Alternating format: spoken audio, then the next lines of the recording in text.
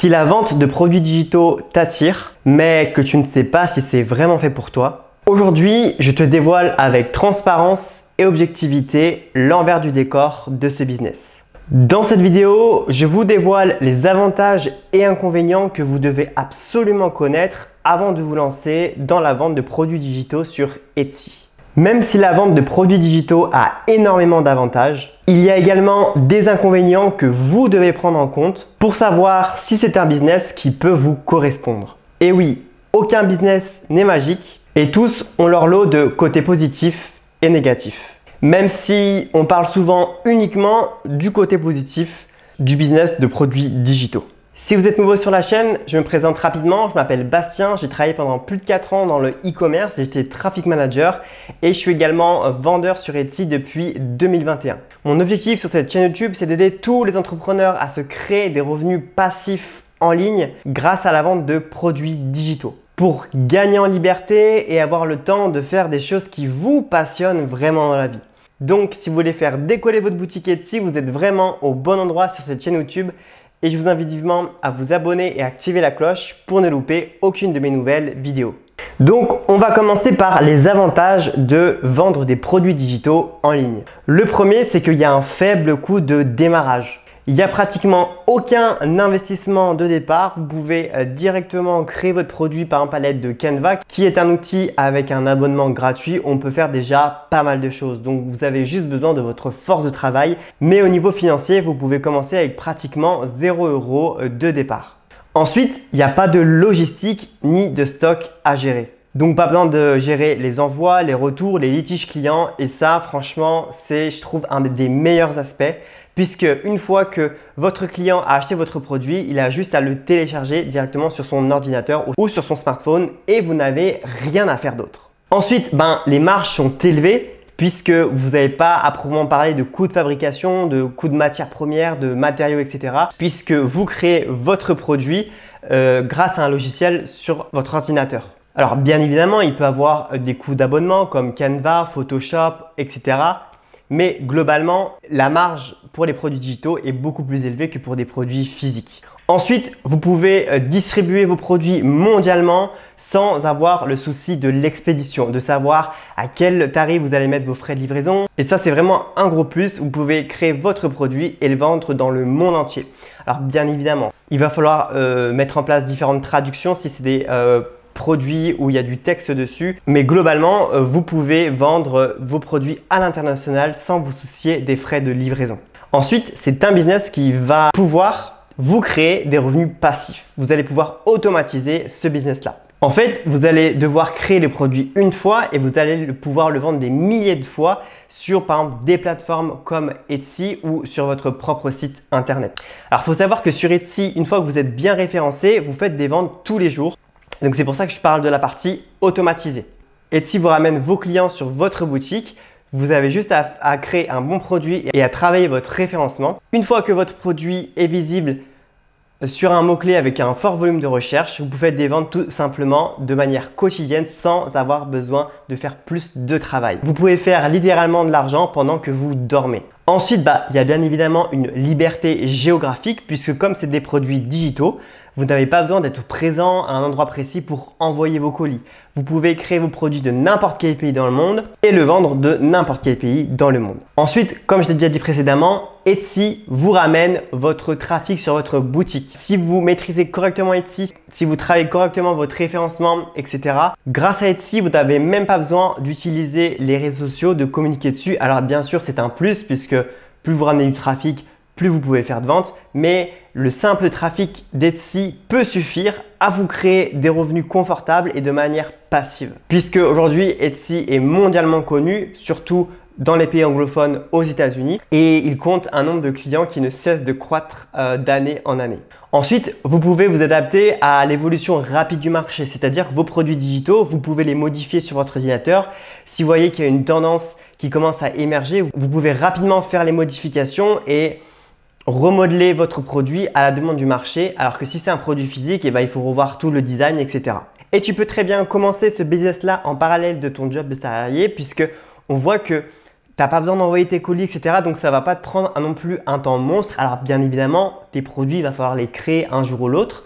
Et c'est ça qui va prendre le plus de temps. Mais une fois que tes produits commencent à se vendre, une fois que ta boutique commence à décoller, c'est vraiment du passif. Donc tu peux monter ce business-là en parallèle de ton emploi actuel sans souci. Donc là, je viens de vous lister les principaux avantages à vendre des produits digitaux. Et on voit que franchement, ils sont plutôt attrayants. Maintenant, listons tous les inconvénients à vendre des produits digitaux qui, eux, sont beaucoup moins cités sur Internet mais ont toute leur importance pour savoir si le business va être fait pour toi ou pas. Le premier inconvénient, c'est que ça va te demander un gros investissement en temps au départ. Parce qu'au début, il va falloir trouver ta niche rentable, trouver ton produit rentable. Il va falloir commencer à créer tes produits si tu n'as pas les moyens de les déléguer.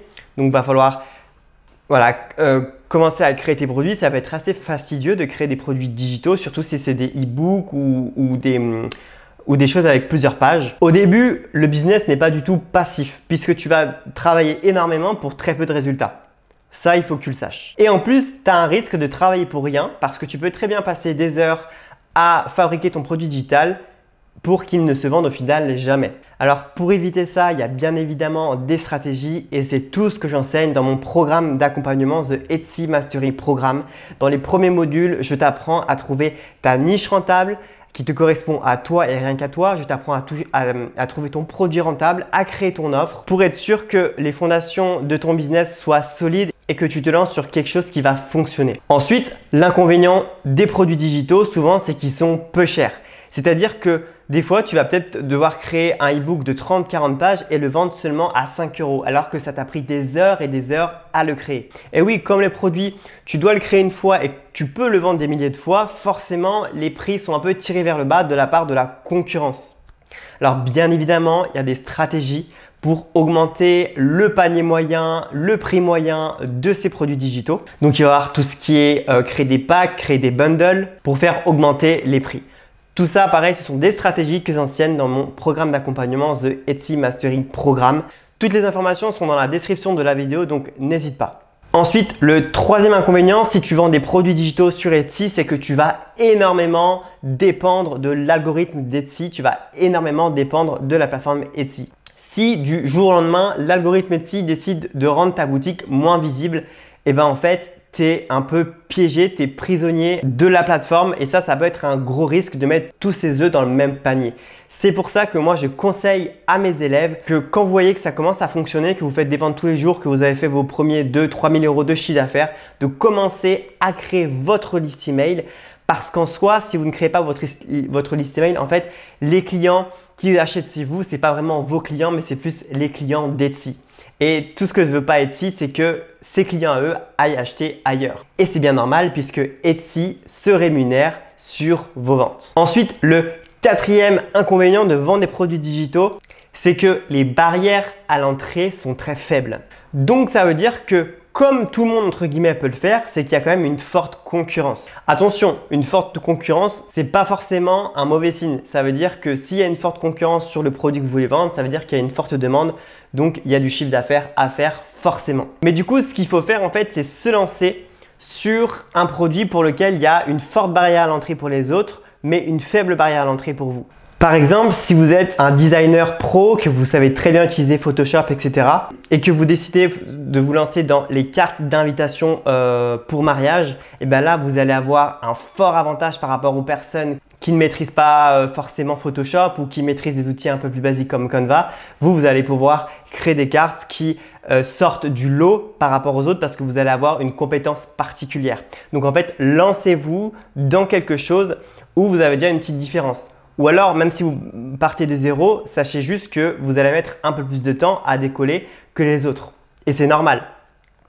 Un autre exemple, si vous êtes ultra fort dans la planification, si c'est votre métier, si vous créez à longueur de journée des fichiers Excel ultra optimisés pour la gestion de budget, etc.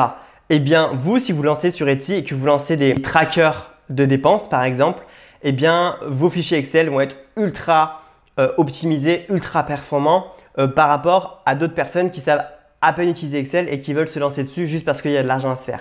Donc, mettez-vous sur des produits, sur une niche où vous avez un avantage concurrentiel par rapport aux autres pour du coup réussir à surmonter cette concurrence-là.